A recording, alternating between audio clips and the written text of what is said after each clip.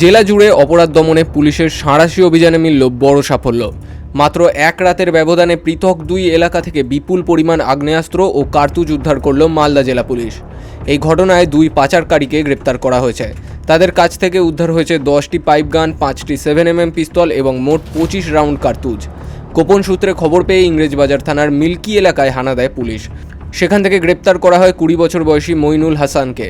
তার কাছ থেকে 10টি পাইপ গান, একটি 7mm পিস্তল ও 5 রাউন্ড কার্তুজ পাওয়া গিয়েছে। ধৃত মইনুল মুর্শিদাবাদের লালগোলার মির্জাতপুরের বাসিন্দা। একই রাতে কালিয়াচক থানার পুলিশ সুজাপুর এলাকায় অভিযান চালিয়ে আনারুল হক নামে এক ব্যক্তিকে গ্রেপ্তার করে। তার হেফাজত থেকে 4টি 7mm পিস্তল এবং 20 রাউন্ড কার্তুজ উদ্ধার হয়েছে। আনারুলের বাড়ি মালদা জেলার গোপালগঞ্জে।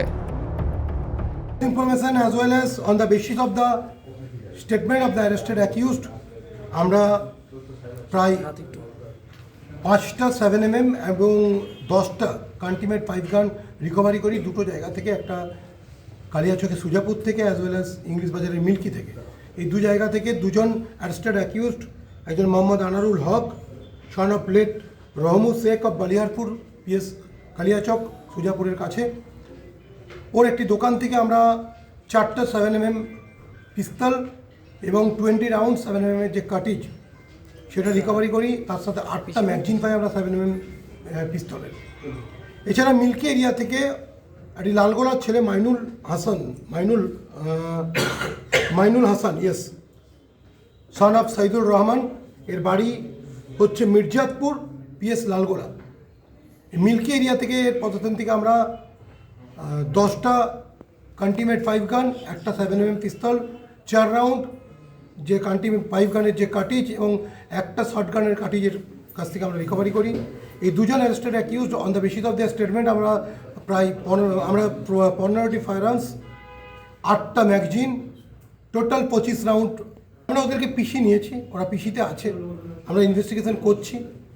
একজন লালগোলা থেকে এসেছে, একজনের বাড়ি সুজাপুরে, তাকে আমরা ইন্টারসেপ্ট প্রথমে করি গোলাপগঞ্জ এরিয়াতে, আর এটা মিল্কি থেকে আমরা রিকভারি করেছি। প্রাইমারলি যেটা জানতে পেরেছি এরা আর্মসগুলো বিক্রি করার উদ্দেশ্যে এসেছিলো, সার্কুলেট করার উদ্দেশ্যে এসেছিলো।